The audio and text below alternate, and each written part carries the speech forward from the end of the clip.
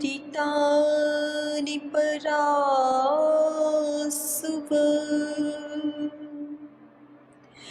यद्भद्रं तन्न आसुव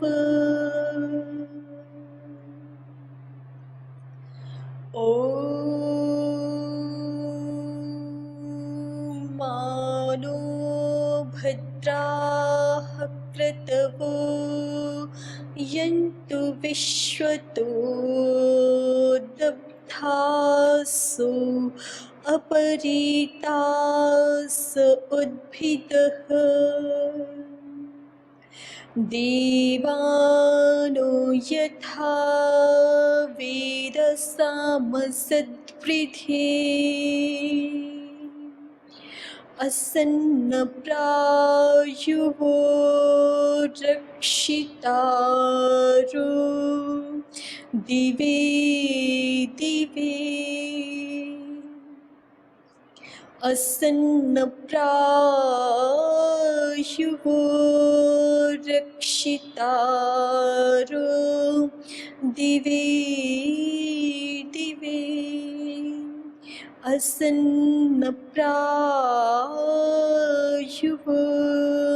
रक्षितारो दिवे दिवे।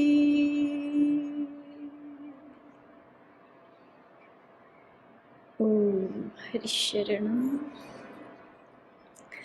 व्यवहार भानु में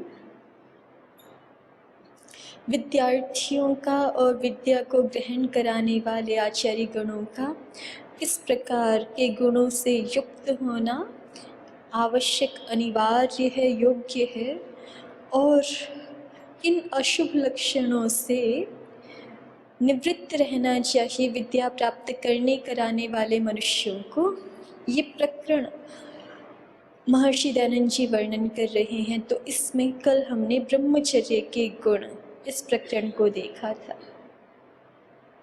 अग्रिम प्रकरण है इसमें शूरवीर के लक्षण।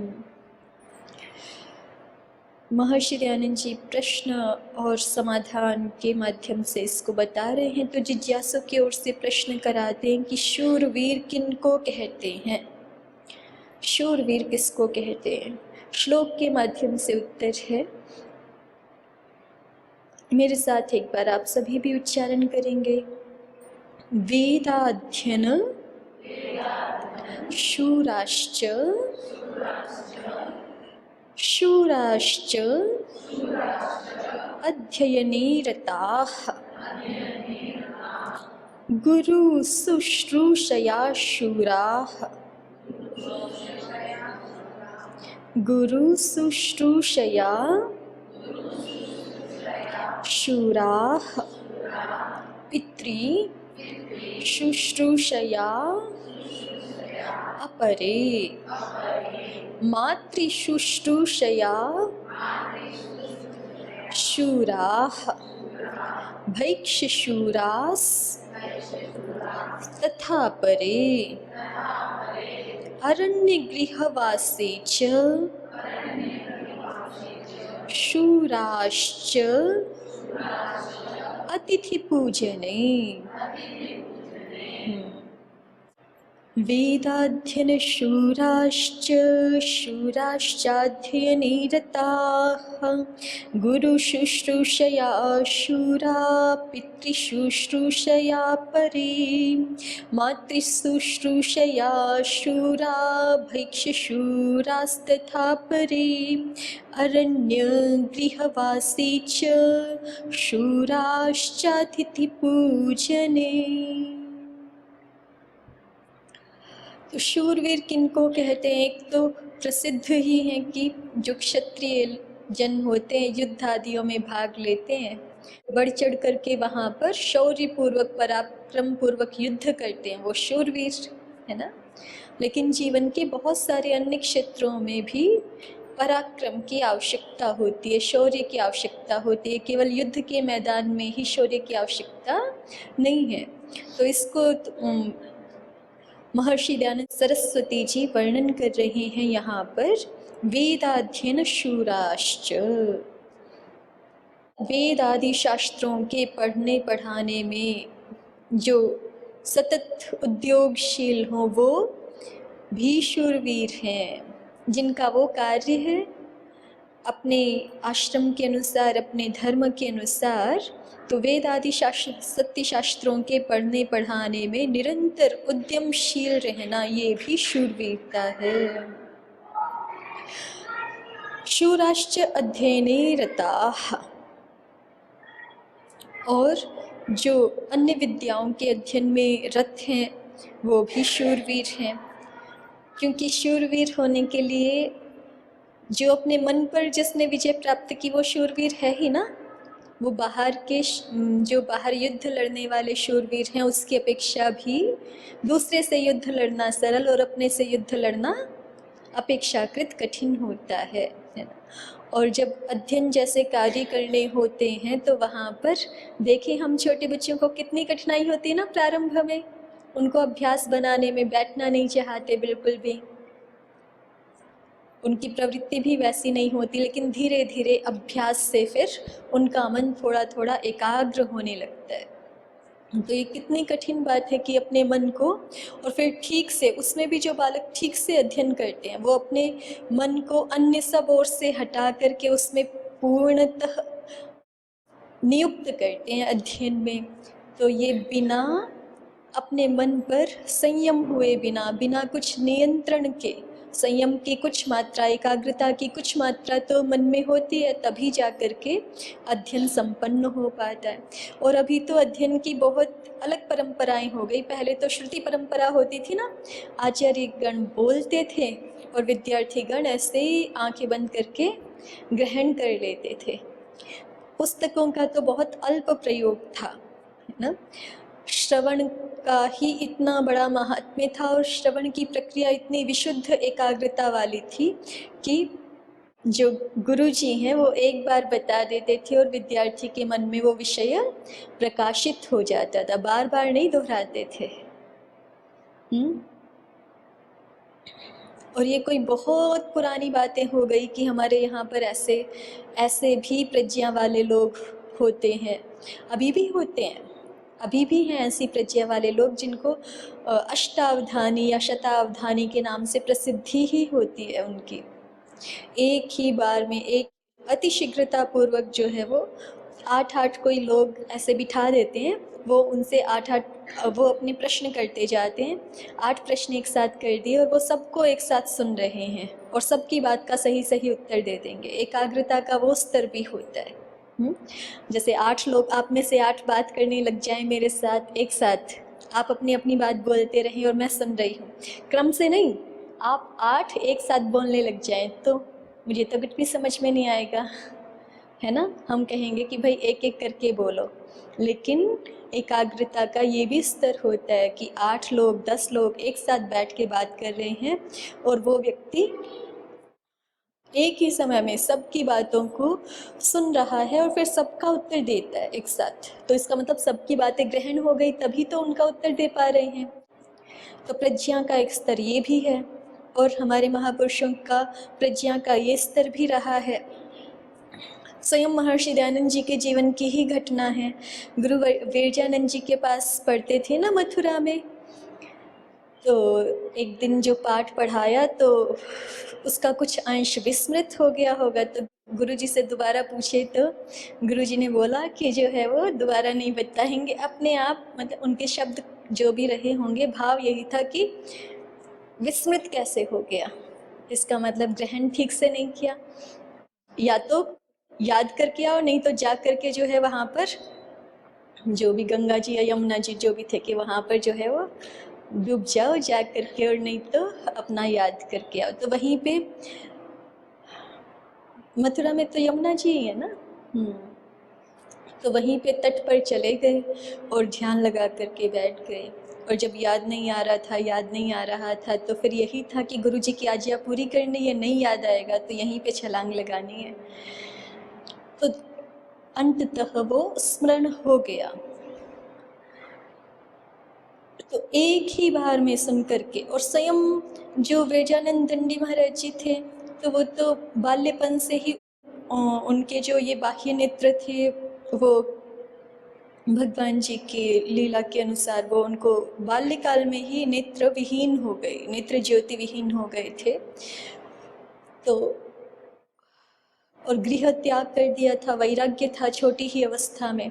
फिर बाद में बहुत बड़ी अवस्था में 90 वर्ष के लगभग भी, तो उन्होंने महाभाष्य, जो कि संस्कृत व्याकरण का, संस्कृत भाषा का एक बहुत सर्वोच्च ग्रंथ कहा जाता है और संस्कृत व्याकरण का सबसे क्लिष्ट ग्रंथ भी, उसको कठिन भी माना मतलब कठिन इस दृष्टि से नहीं, भाषा की दृष्टि से नहीं, भाषा की दृष्टि से तो बहुत छोटे छोटे सरल ललित वाक्य हैं उसमें, बहुत सुंदर, लेकिन अभिप्राय की दृष्टि से बहुत गहरा ग्रंथ है महाभाष्य। तो उसको दंडी स्वामी महाराज जी ने, क्योंकि उनको तो बाह्य चक्षु थे नहीं, तो बस कोई दूसरे व्यक्ति उनको रोज पढ़ के सुनाते थे, बहुत सारे पृष्ठ पढ़ के सुना देते थे और बस उनको सुनते ही स्मरण हो जाता था। तो ये कोई बहुत पुरानी बात नहीं है ना। एक बार सुनते ही, वो खुद तो पढ़ नहीं सकते कि मेरे पास पुस्तक है मैं 10 बार आवृत्ति कर लूँगी इसकी, ऐसे नहीं, वो तो एक बार सुनाते थे। और एक बार ये किन्हीं पंडित जी की सेवा लगा रखी थी कि आपको इतने पृष्ठ रोज पढ़ करके सुनाने हैं।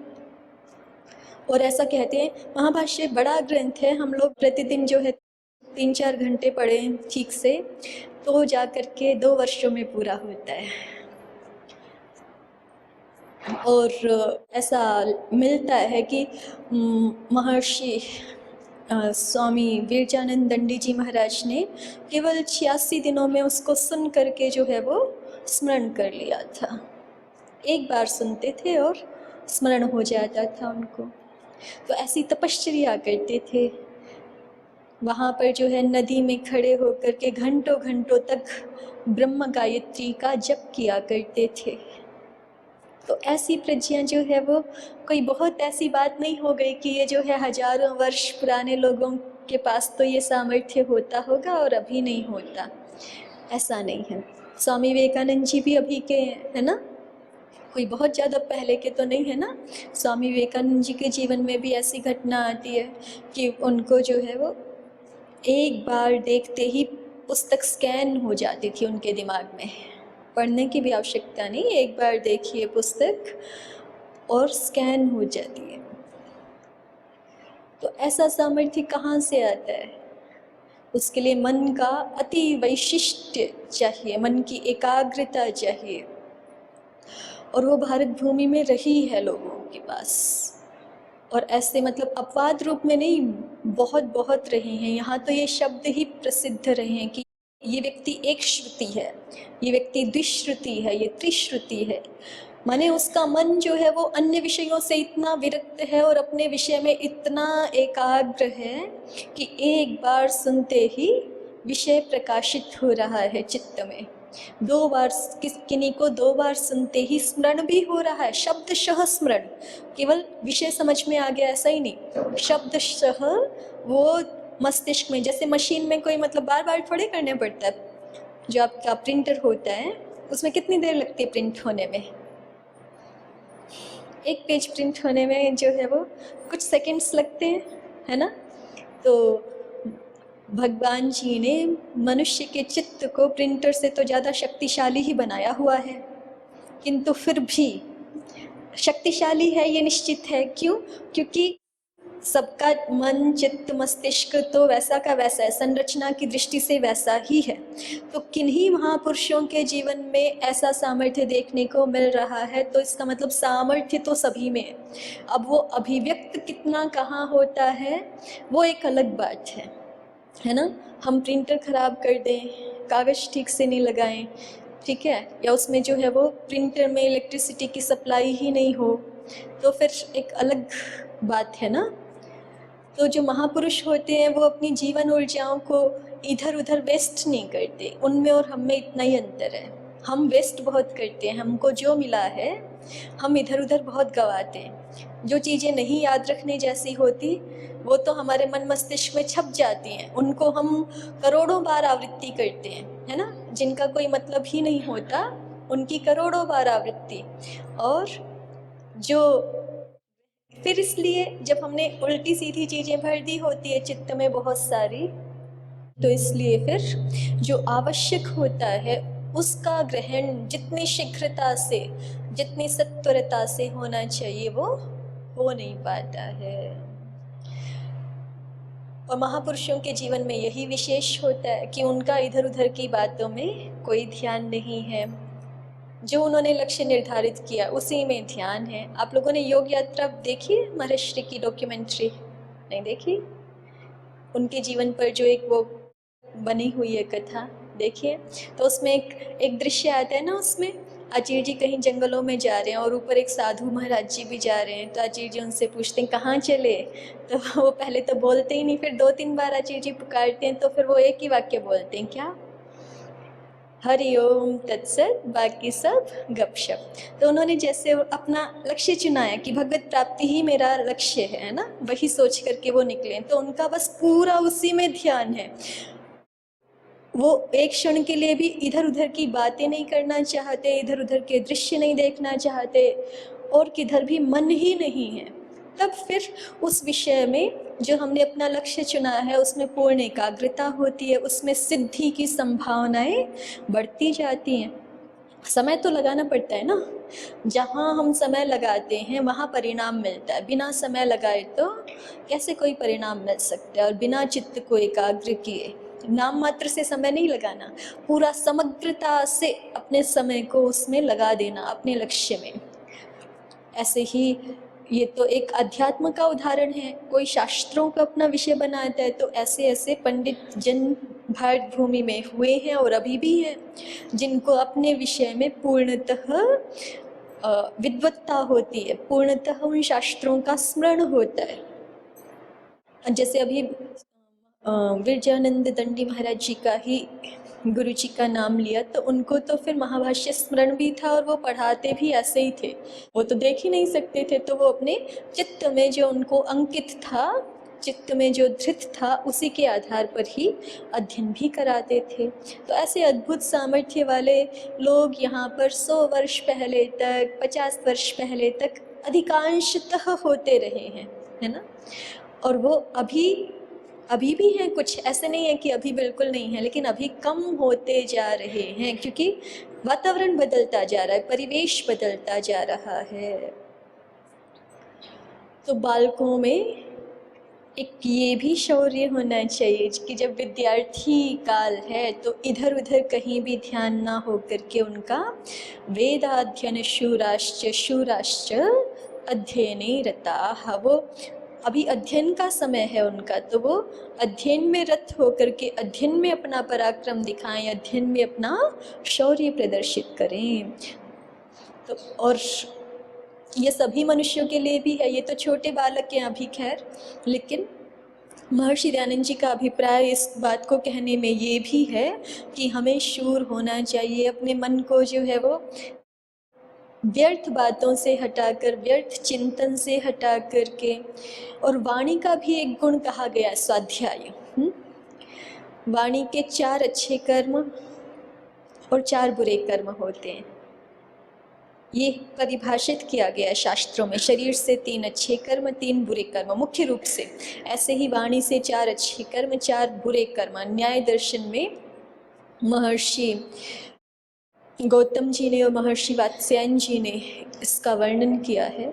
और ऐसे ही मन से 3 अच्छे कर्म और 3 बुरे कर्म, तो 3 बुरे कर्मों से ये जो कुल मिला के 10 बुरे कर्म हैं, शरीर मन और वाणी के, उनसे बचना चाहिए और अच्छे कर्म करने चाहिए। तो उनमें इस प्रसंग के अनुसार वाणी के सद्गुणों में एक स्वाध्याय को भी स्थान दिया गया है कि जो हम स्वाध्याय करते हैं प्रतिदिन, वो वाणी का एक अच्छा गुण है। और वाणी के बुरे अभ्यासों में छोड़ने योग्य, त्यागने योग्य निषिद्ध कर्मों में एक गिना गया है व्यर्थ वार्तालाप करते रहना। वो हमारी ऊर्जा को बहुत ज़्यादा नष्ट करता है। तो इसलिए यद्यपि हमारे चित्त में भी वैसा ही सामर्थ्य है जैसा महापुरुषों के चित्त में है, लेकिन फिर भी हम सब उदाहरण जानते हैं कि सूर्य की किरणें बिखरी रहती हैं तो कुछ नहीं जलाती हैं, और जब आप उसको मैग्नीफाइंग ग्लास से एकाग्र कर देते हो तो फिर जला देती है ना। या सोलर ऊर्जा के यंत्र होते हैं, उनसे एकाग्र कर देते हैं हम, ऊर्जा किरणों को एकत्रीकरण कर देते तो भोजन आदि पका देती हैं, हो जाता है ना ऐसे। तो ऐसे ही हमारे मन की शक्तियाँ बिखरी हुई रहती हैं। तो फिर और हम में और महापुरुषों में इतना ही अंतर है, हमारे मन की शक्तियाँ बिखरी हुई रहती हैं, तो फिर अध्ययन में जितनी कुशलता होनी चाहिए थी वो नहीं हो पाती।